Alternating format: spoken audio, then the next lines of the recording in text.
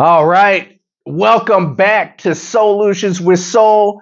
And we're back with our popular Dr. Ray. Good to Man. be here again. Yes. Here, it's actually my place. Yes. And now I just wanted to mention that. I know the decor looks different. We are honored to be at Dr. Ray's house doing this, our next podcast. We've had such good feedback on the discussions that we've had, or the discussion that we had for the first time before. So we're going to continue it rolling and be able to give you guys. Hang on a second. So, by the way, do you want to keep it an hour? I have a clock there, just so you know. Oh, yeah. Actually, I need that. Yeah. And yeah, that was all. Let me get my water. I'm sorry. No. You're good. You want to start all over again. Yeah. That's cool. You want to just edit it? Jump in. Yeah. Water? Oh, yeah. Could I grab that? Well, I was doing. I'm thinking I'm probably gonna throw it to my crack for a second. It's like, Especially when we do two. well, we can stop, and I was just gonna change my outfit. Take me 1 minute, just so it looks like two literal now. You're wearing the same thing.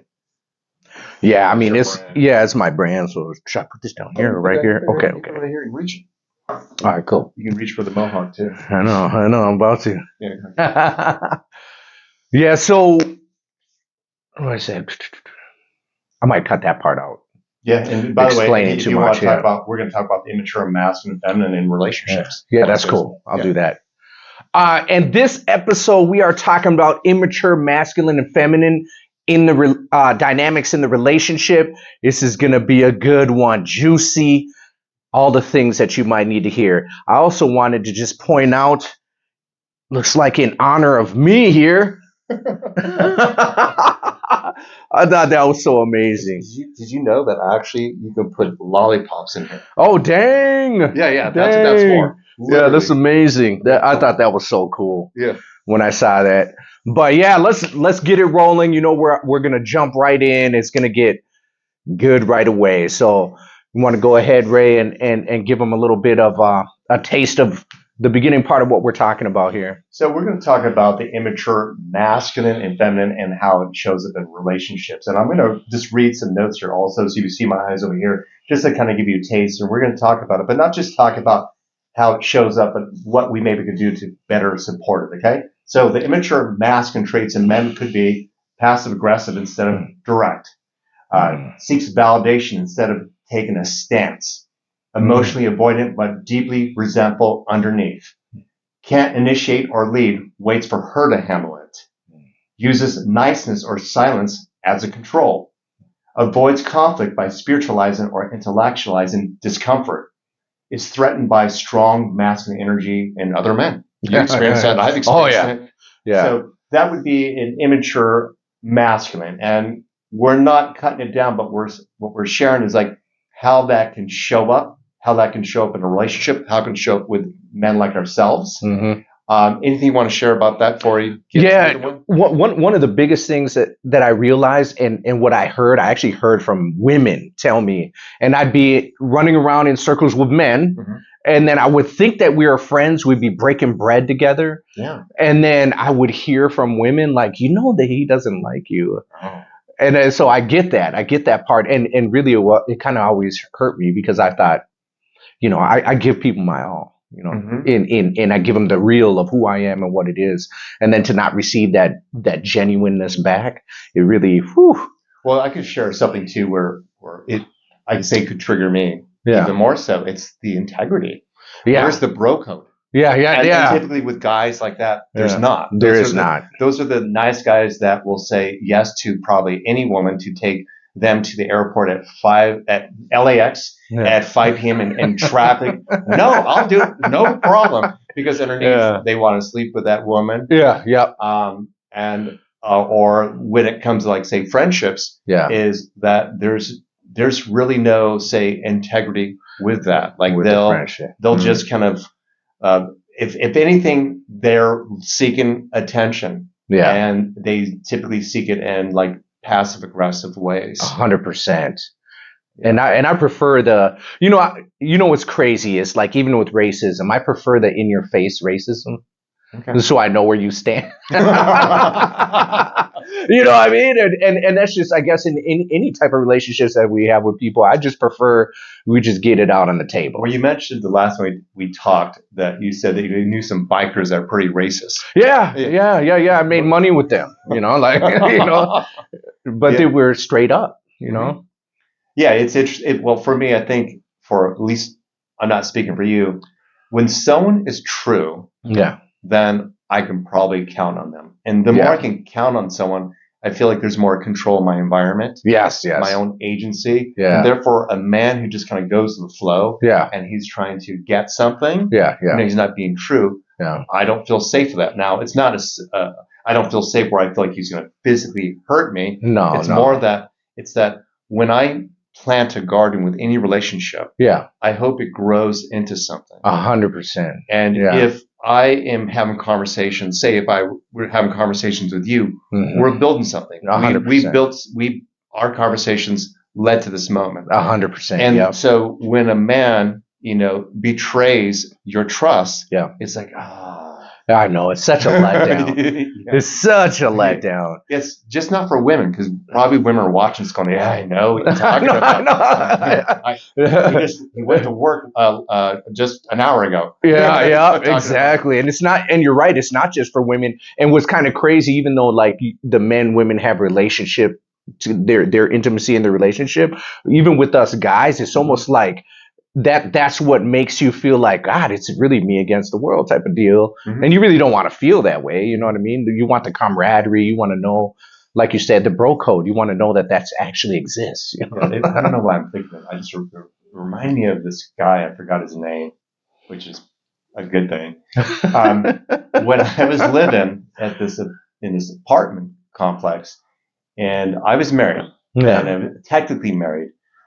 Yes, we are in love, but it was kind of more a trial thing. She was from France. So I only say that because I still put on applications, whatever.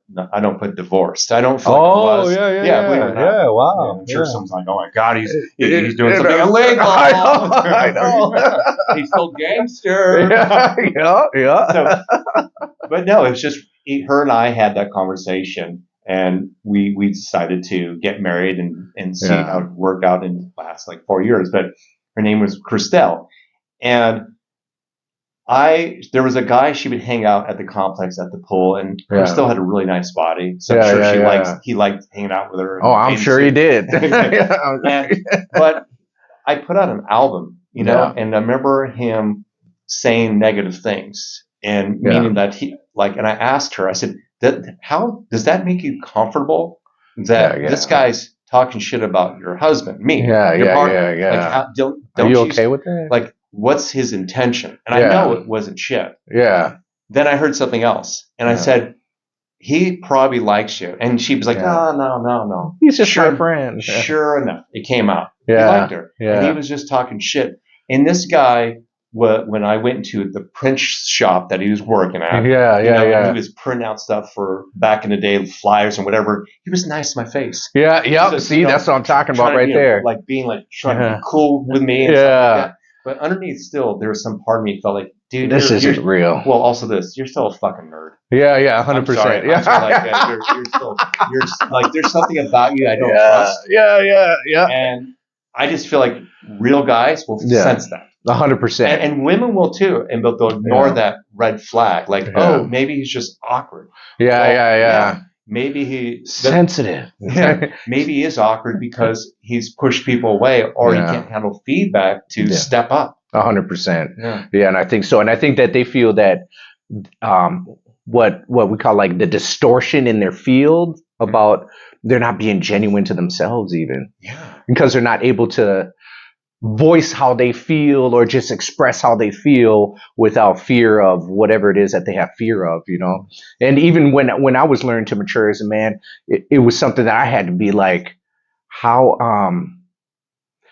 to be able to stand on your own and say what you have to say, and whatever comes of that, you have to be able to take that, you know what I mean, and process it however you need to process it. And that's a big thing, and having that confidence in yourself to be able to be like, man, you know how much shit I've been through, that what you just told me, that ain't nothing. That's nothing. That's nothing. got whooped my whole life. I got yelled at my whole life. Yelling at me ain't gonna do nothing. You know, like I'm going to share this with you. So I don't know why I'm thinking about this, but I just remember this. So where he worked, he would print out headshots. It's freaking Hollywood. Yeah, so yeah, think yeah, about yeah. all the models that are coming through. The women. Okay. Well, Yeah. I remember being there and him saying, "Check out this woman," and I'm like, Yeah. "Yeah, she's attractive. Check out this woman." Yeah. He shared that with my wife. Yeah. What a fucking dick, dude. Yeah. Like he set you up. Well, here's the thing Oh, about it. man. So first off, it's not like I married someone who was insecure, like, oh my God, you still find other women to be attractive? Yeah. I mean, it's just we're looking at headshots. Yeah, It's yeah, freaking yeah. LA.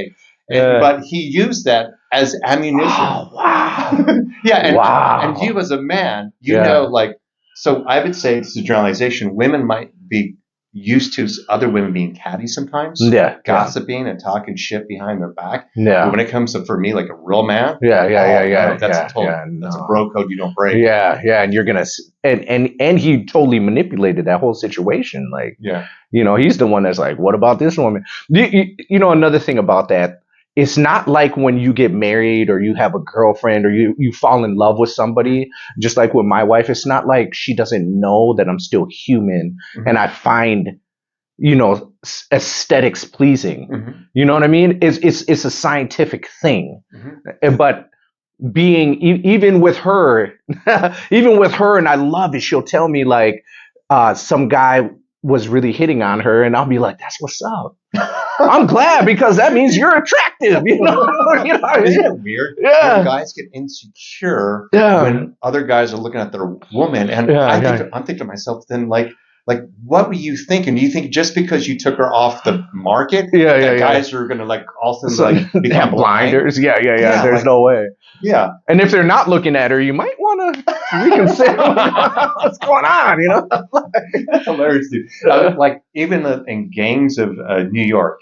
Daniel Day-Lewis. Yeah. And remember there was a snitch in there? Yeah. And the guy snitches on the other character. Yeah. And the Daniel Day-Lewis says what type he rips into him like you must not be a real friend. Yeah. And he ends up murdering the snitch. But he has no respect for him. Yeah, there is no respect. Yeah, and I'm sharing this not because like I'm promoting violence or something like that, but it's more that there are codes of integrity. 100%. Yeah, they're 100%. Even in my old life, it's codes of integrity. And I shared this before. Like I took accountability for whatever I did. You know, I took accountability, even though people around me would always point fingers at everybody else because they weren't able to take the accountability. But really, there is supposed to be a code about that. Yeah. All across the board, it's integrity. So I'm going to share the part about the immature feminine traits in women, okay? So feels responsible for everyone's emotions, overextends, becomes the partner's mother, manager, or therapist, needs to feel needed or in control to feel safe, plays out martyrdom, I do everything while resenting the man's being passive, suppresses her own vulnerability and sensuality. Now, can you see how that woman would track that type of man? Oh, 100%. Become like the mother? Yeah, it's like what are those trauma bonds? Oh, dude, that's actually it. It's a trauma bond or it's a codependent relationship. 100%.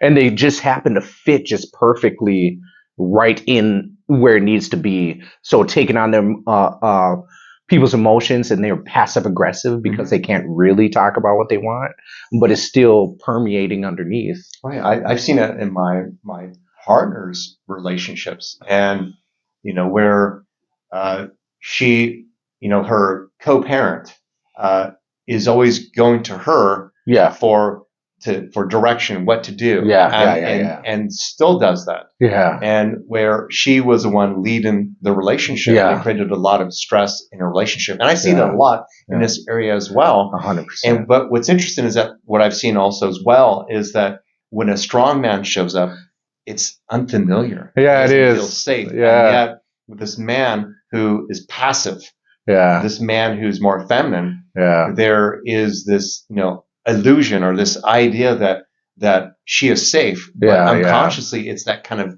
that trauma bond relationship. Yeah, and you're right, because it's weird because it's an illusion of feeling safe, right?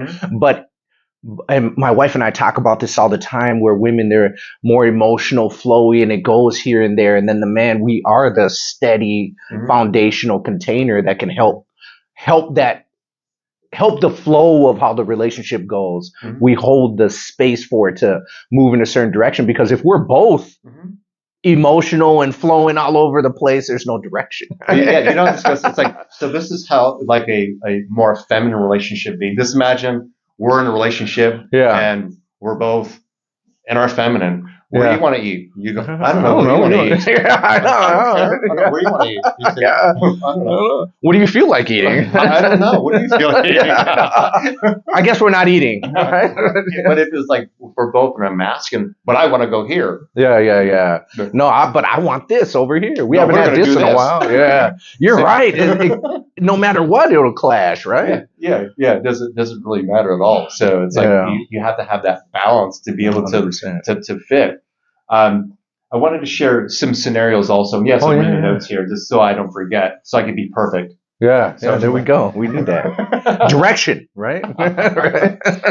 Oh, before I go there is this. When we talk about masculine, or at least for myself, it can be a woman also. Yeah. It's like, for example, if parenting for both a man and a woman, and when you're guiding, is a masculine type of energy. Yeah, the guiding. Yeah. That's it.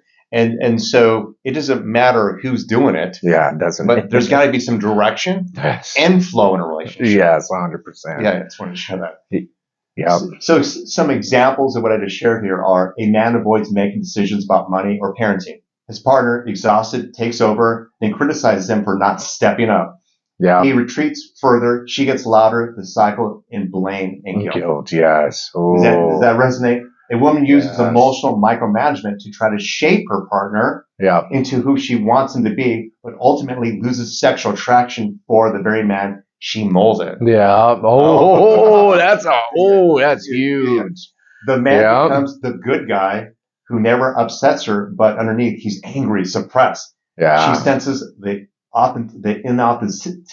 inauthenticity. Too much coffee, okay? You know what I'm trying to say. You want to say that word for me? Inauthenticity. Thank you. Yeah, no worries. No coffee. And pulls away, not knowing why. That's so true. And I'm sure there's a lot of people that are trying to figure these things out. Yeah, another one here. A woman with unhealed sexual trauma may become either fiercely independent, I don't need anyone, or deeply collapses into victimhood, I'm always being hurt. Both are survival responses, not integration. In relationships, she might test men constantly to see if they're safe, but rejects them if they lead with healthy strength. She may crave containment, yet unconsciously sabotages it, fearing to be controlled. Yeah. The man, if uninitiated into his own masculine core, will either over accommodate her wounds or resentfully rebel, never creating the safety or clarity she needs. Yes.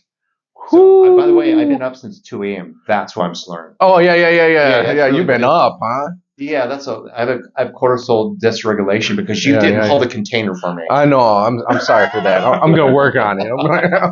No, I've been up a little bit, so that's a side effect. Sometimes I slur. Yeah. No worries. Yeah. No worries. Everybody will get it. And I do want to say, like, even so, this whole walk that I've been doing, like, since you met me, it's only been, how long my wife and I've been, maybe 6 years long, where I've come into my own, and I've really understood the whole energetic relationship between relationships.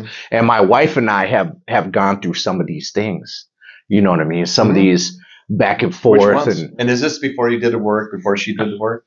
Yeah, it's so I've only really been doing this work since 2020. Okay. And we've been married, so that's only 5 years ago. We've been married almost this whole time. Okay. Then I was very unconscious. Like I came out of a halfway house for criminal thinking. Okay. And then we met, during this period of time, and this is when I really got into this work. But it was easy for me. Not easy. It wasn't easy. But I feel like I was able to do it quicker because I was already wanting to do these changes. And so I had to look into myself. And every time we go through something, the first thing I do is I look Well, maybe not the first thing I do. I might have a trauma reaction, but then I go back and I look at myself and I'll be like, okay, I know what I am not liking about the way I acted. Yeah. And so some of these things where, and by the way, we'll put these in our notes. Yeah. We'll put these underneath the videos. That's what they're for. Yeah. Like relationship may test men constantly to see if they're safe.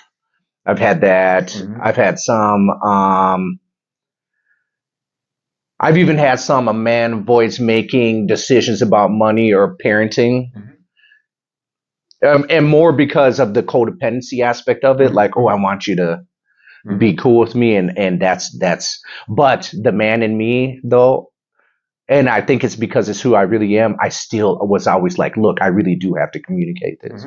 No matter what, I don't care. I really do have to communicate this. Yeah. But yeah. The thing is that, people might be asking like, okay, so we hear this and this happens. How do you heal it? And, it's hard to like say, address every situation. Yeah. But at the core, there's these like fundamental principles, and that's this. If you have trauma, heal it. Yes.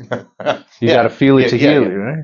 Number two, after you heal the trauma, who are you? Yeah. Because maybe who you think you are is not who you really are. Yeah. And after you recognize that you've been kind of leading with your trauma, you have to rediscover yourself. 100%. And it's wonderful. Yeah. And then number three, it's recognizing that the next relationship you get into, or if you start to have a better relationship, say with your wife, you have to have new conversations. All the time. Because it's a new collaboration because you're a different person. 100%. 100. And what's interesting about saying that is we went to the Universal, well, it's like a church, but not really. But there's this couple that were married for 50 years. And we were like, how did you do it? Right. And they were like, you know how many times we remarried somebody within our relationship? That's amazing. Yeah, isn't it? So you're spot on with that. Yeah, it's rediscovering each other. You know, like, I mean, one of the things that I noticed, like, particularly with men, because I can speak about men because I think I've done this and I wasn't even aware of it. Because what really made me really embody what I teach was becoming a father. Yeah, and I had this conversation with a man who just had a baby, baby boy today. I like admitted this a little bit. Yeah. So when I was Dr. Ray, even when I was making money and I was playing in a band, an 80s parody band, that it was true that I wanted a high level relationship. Yeah. It's true that I've been doing this work for over 30 years. Yeah. So I could easily say that, I was before my son. I mean, there's a lot of footage out there of me talking this way. Yeah. But there was also a part of me that wanted the casual relationships. Yeah. There was a part of me that, I don't know, was like saying, well, why do I have to do that? But underneath that, it was this. It was that I had a fear of losing my autonomy. Ooh. It was also the concern that I would not, be able to stay in love with this person, but more that, why am I afraid to just not talk about this? Yeah. It was that there's no woman, maybe there's not a lot of women who can match me. Why there might be some truth in that, because I definitely have different expectations. I want someone who's conscious. Yeah. But underneath that was I wasn't taking responsibility for the fact that there was a part of me that not trusting the flow, trusting the universe, trusting God. Ooh, thank you for sharing this. This is raw stuff right here. Yeah. So. Even myself, that I was able to hide behind it, but no one really challenged it because they would say, "Well, fuck, he's got a doctorate in clinical psychology. If he could be with women, he's not hurting anyone's feelings. That's not a problem.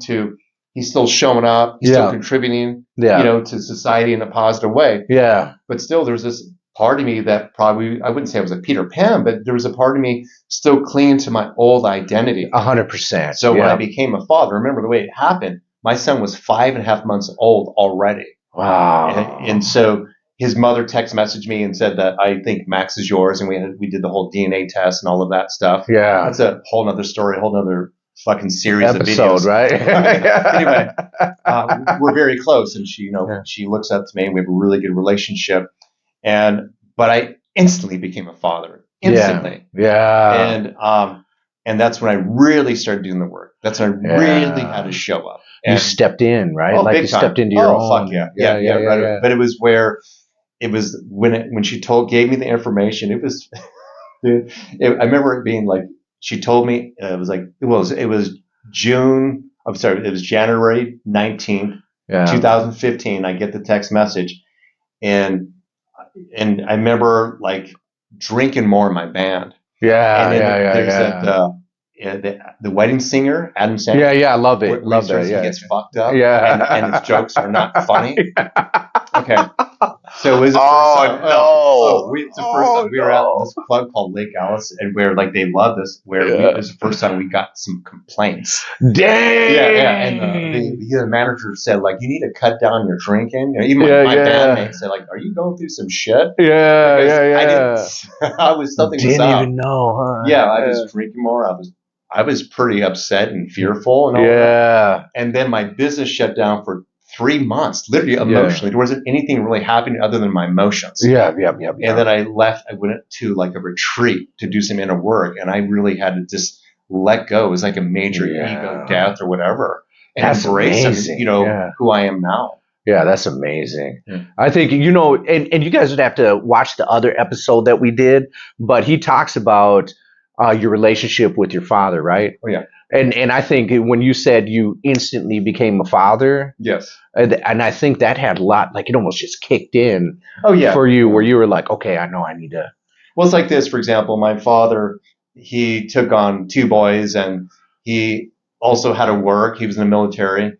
And so he cooked. He was a damn good cook. Yeah. He did domestic stuff. He washed the clothes. Like he did all the things that women would do. Yeah. Pretty well rounded. Yeah. Left-handed like me as well. I don't know. Oh, that's what's up. I don't know if that's the creative.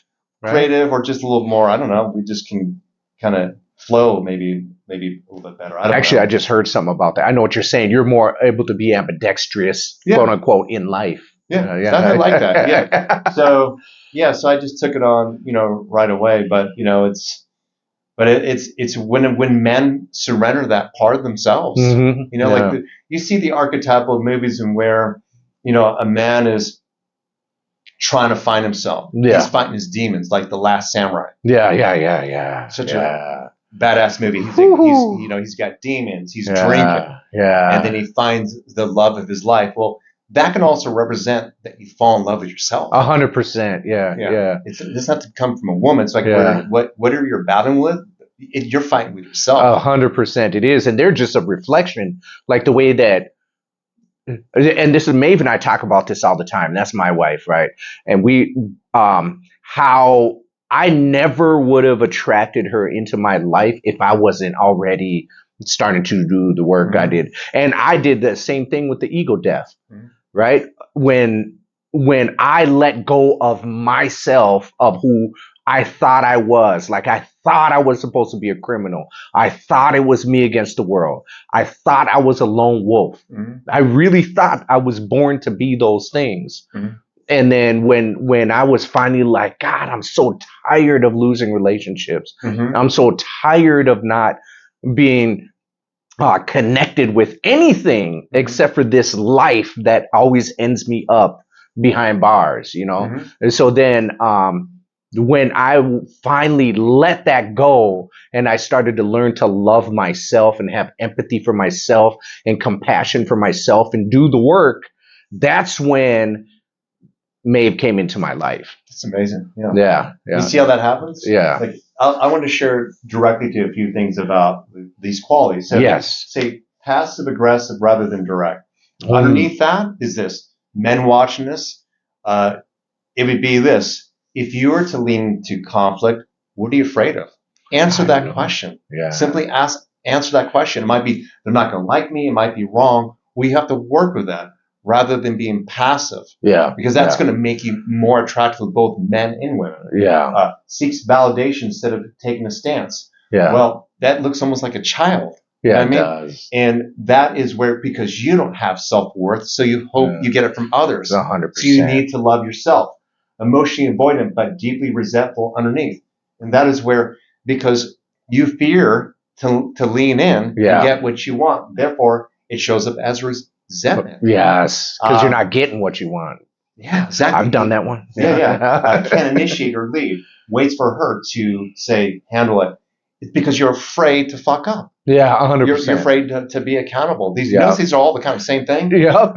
Uses niceness or silence as control. So you don't have to fucking assert yourself Yep, and finally be accountable. Where you might mess up, right? Yeah, like a child. See, it's still like a teenage boy. Maybe you got too many whippings. I don't know. Yeah. Avoids conflict by spiritualizing or intellectualizing. So that I see that all the time. You know, rather than taking accountability, it's going into the head. It's like, you know, and I've experienced that. Yeah. I've clearly know when someone like actually doesn't know what they're talking about. Yeah. Or it's clear that they made a mistake, whether it's through communication online or in person. Yeah. And I'm not there to make that person wrong. Yeah, no. But you'll see them kind of like give this long story. Yeah. And women experience this mansplaining or making excuses and so forth. I'll give you an example. My son, Max, okay? This is about 3 days ago. And so he just sometimes can get really distracted like all children. But I'm also trying to help him, like, just finish fucking eating. Yeah. It was just 100%. He was eating, and when I went around a corner, he was playing with my roller. For my back. And I said, dude, just like eat. And he said, well, I had to wash my hand. I said, but the roller is in your hand. It didn't just like fly into your hand. And he started to say something again. He just started saying something again. This is a really funny story though. But he sees me get riled up because of that. And I said, people won't trust you. Yeah. People won't trust you. Just show up, dude. You're not getting in trouble for like going from the roller to, instead of going to the food, you went to the roller. It's more that you're learning. Yeah. But when you make excuses, I can't trust you either. Yes, 100%. And then when Nicole and her son like left, and I made a joke because usually humor works. I said, dude, okay, so I want you to imagine. It's a fucking dick joke. So I go, I go, okay, so imagine this, Max. I go, if you came in, it was the tables would turn around and you made me food, and then you walk away and you come back in there and I'm standing there by the TV, my dick in my hand. I go, and you said, why don't you eat? Why are you not eating? Would I say, oh, wash my hand? And you said, no, it's because your dick is in your hand. I says, yeah. I go, so Max is, you can't watch. Max is laughing his ass off. Now I go, so dude, I go, like, it's the same thing. The roller's in your hand. The dick is in a hand. Like, it doesn't matter what it is. You put it there. You grabbed it. Yeah. So it doesn't matter if I just caught you in that moment. Or what. Yeah. You know, the roller was in your hand. Yeah. And you kind of got it. Just fucking own it. Like, it's like, so it's like, it'd be like some guy going there, like, put your dick back in your pants. Like, I didn't pull it out. Yeah. Like, dude, it's in your hand. It's in your hand. Yes, I get that, and there's something about that, like taking accountability, and I think what happens is like you're helping him see where it is, because even my daughter who's 3, sometimes she'll make up stuff too, and I'll be like, wait a minute, what? Like, no, I'm not even mad at you. I'm just trying to get you to understand what's going on. That's all. And I want you to see what's going on. Did that really happen? Then she'll be accountable for it. And so I see how even as parents, how it's important. Dude. It's up, dude. I don't have challenges with him for the most part, but still once in a while. And there might be parents going, oh my God, you talk that way to your son. Let me tell you something. Max is unbelievably like confident. He does the right thing. I mean, he just takes care of stuff. And typically, say people who judge that, they have issues with their own sexuality. 100%. They equate that type of language with something like perverted and weird. It doesn't really belong. Like that's their own shit. I mean, it is his dick. You know what I mean? Like, it's not. I mean, it's not nothing bad. And we talk about that too, my wife and I, about the perversion of sexuality. And, and it doesn't need to be that way, but whatever. Like for example, I'm sure we're going to do an episode about parenting, later. But here's an example. It could be where I remember hearing a story from another parent, and where these kids are like 5 and 6 years old. And the girl lifted up her skirt. And these are with boys and stuff. And then it was reported that the boys did it, but the girl lied. Okay. Right? Oh, wow. But here's the thing. But the mothers came together and talked about it as if someone like almost like sexual trauma, Oh, rather yeah. than innocent kids just like doing what they something. do. Yeah. Like sexualizing as Yeah, adults. yeah. And so and usually that comes from those who have had sexual trauma. Yeah. And they can't separate their lens from what a child is experiencing. 100%. And dick jokes are funny to boys. 100%. Yeah. They're funny to me. You know what's strange about that is when they did that, and I know we're going to talk about parenting, but it's like they created the trauma that the kid didn't even know existed. Dude, you have no idea that created a real problem. So they had to have a conversation about that conversation, and it happened. Yeah, that's crazy to me. Yeah. And so I'm going to read a little list. Oh yeah, let's do this. The woman, just same thing. Yeah. That is the immature feminine traits in women. Feels responsible for everyone's emotions. It's more of this. You have this. It'd be asking this question: What if? Could I be okay if someone's not happy? Yeah. What do I need to do to know that the world's not dependent on me? Yeah, it's not. It's really owning that, and it's also this. Sometimes it is an overcompensation for her to feel in control of her environment. 100%. Yeah. Because there was something going on growing up where the emotions were not a safe thing. Yeah. Overextends, becomes a partner's mother, manager, or therapist. Yeah. So part of that is to be able to control it, the environment as well. But it's also this. It's her inability to maybe lean into her own masculinity and create a strong boundary and saying no because she'll feel guilty. Yeah. Strong boundaries. Yeah. Ooh, very necessary. Women developing strong boundaries would actually resolve a lot of this, both men and women. Yeah. Needs to feel needed or in control to feel safe. So a sense of self could be being needed. Yeah. 100%. Rather than, am I okay with everyone being okay? Being okay. Or even them being unhappy. Yeah. Yeah. And it's not my responsibility. It's not.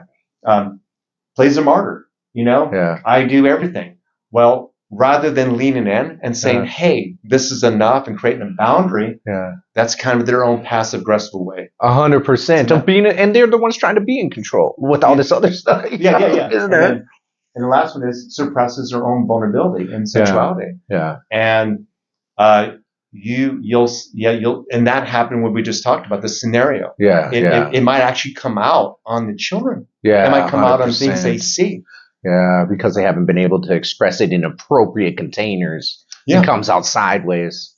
Yeah. And then how that can also fit this way is, for example, is when women, I've noticed this, that when women want to be seen, it's a generalization, and they're in that sexual place or whatever, and they happen to, say, attract that more feminine guy or the guy who's not assertive, and he just looks at her and like, I'll just do some Reiki on you, baby. Yeah.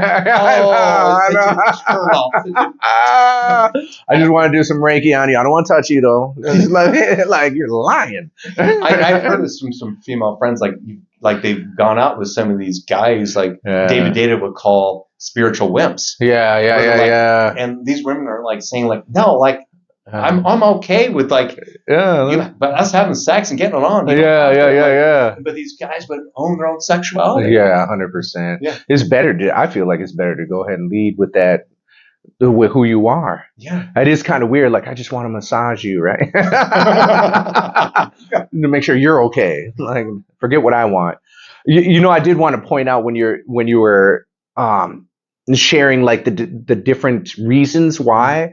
And I saw even more clearly how they fit together like a puzzle piece, where the man is giving up the power and the woman is trying to control the environment. So then they fit together so well. Yeah, create that trauma bond. Yeah, it does.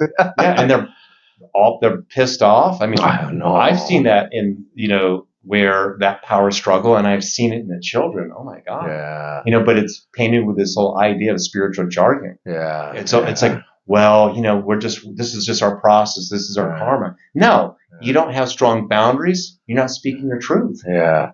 Yeah. We say like, with the cats I used to hang out with all the time, be like, man, where the hell your wallet at, homie? You want to go do this? Nah, man, I can't do that. Where's your wallet at, homie? Where's your balls, man? Go get it out of her purse. Because, like, man, we're just going to the store. Like, it's not that big of a deal. But yeah, so yeah, we definitely call people out on that. Well, the last thing that's just, if you want to close this, is just truth. The relationship will stagnate until both partners mature beyond survival roles. 100%. He must embody presence, truth, and direction. 100%. She must surrender to false self of control, false sense of self. Wait a minute. She must surrender to false self-control and reclaim authentic vulnerability. 100%. Yeah. I agree with that. And that's what they need so they can soften into their femininity. Yeah. And he has to be able to hold that. Well, I'm going to give examples. So, obviously I'm slurring a little bit. I'm not as clear and sharp. Oh, and no, that's it's because good. I noticed, but one thing I've learned to do is speak about it. Yeah. Just bring it up. Yeah. Like that's being authentic. I mean, there's not one person out there going, oh, he's stupid. I wouldn't give a shit about that person anyway. That's an example. I'm not speaking eloquently. I'm not like, and so here's the interesting thing. I remember being so funny. It's almost like another penis joke, but I remember doing a men's workshop and supposedly there's not going to be any women there. Yeah. And I'm like 3 minutes late, hit traffic in LA, go figure. Yeah. And I had to go to the bathroom first. Yeah. And when I walked through the room, there was like 20 men and 3 women. I don't know why the 3 women were there. Yeah. But I was in the bathroom taking a leak. Mm-hmm. Okay. And I was thinking, wow, this is strange. Like, who am I to teach men? Because the workshop was on what women really want. Something like that. So imagine how intimidating that could be. With 3 women in there? Yeah. So I walked out there and the first thing I said is like, who am I to lead this or be an expert on this when there are 3 women here? Yeah. And I was speaking to my discomfort. Yeah, 100%. And those 3 women, they smiled and they said, like, we're happy to be here, and they were celebrating me because it was really connecting. Yeah. And they said it was on. Yeah. And I got rid of the pink elephant in the room. Yeah, 100%. I think you should. I think that's a good way of doing it all the time. Yeah. And that's why when in our other conversation, when you said, have you shared how you are? I like to share. Mm-hmm. I need you to know who I am from the raw, because then there's nothing that's going to surprise you about what I say and how I am. Yeah. And I think that's good. And I think that's that foundational being strong as a man anyway. Yeah. It doesn't matter, man. Fuck what anybody else thinks. Exactly. I know what I've been through. I know how I've grown. I know why it happened. And that's all that really matters in the end. And then that helps me move through the world in the way that I need to move. And I got a family I got a family that depends on me and leans on me for that steadiness. So I can't be worried about what the hell the world is thinking about me. Exactly. You know what I mean? Yeah. This is a good conversation.